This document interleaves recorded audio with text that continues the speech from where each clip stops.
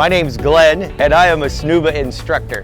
You might wonder, what is SNUBA? SNUBA is a great way to introduce yourself into the world of diving. What we do is we take a regulator and attach you to one of these rafts where we have the air floating inside, so you don't have all the heavy gear like a scuba diver uses. It gives you a chance to go down about 10 feet and explore the world of diving and see if it's something that you could do. You get to go down, hang out with the fish, glide over the coral. It's really an amazing experience. And if you've ever wondered what it's like to be a diver, SNUBA is the way to do it.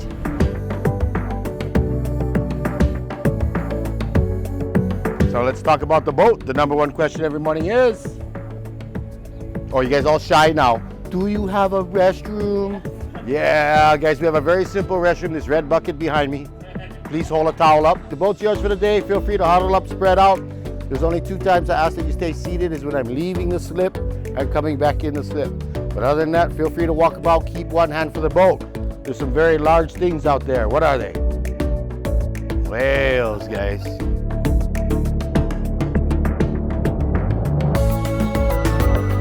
So the first site we're going to go to today is called Molokini Crater. It is a highly regulated marine preserve and an extinct volcanic crater. The water clarity in there on a bad day is 100 feet, right? So it's like jumping into a fish aquarium. Our second site, which varies time to time, is a place where we see turtles. The reefs are much older and more extensive, but you get a lot more diversity, and there are sea turtles to swim with too. Both sites are quite amazing, but it's really about the uniqueness of Molokini that makes it special.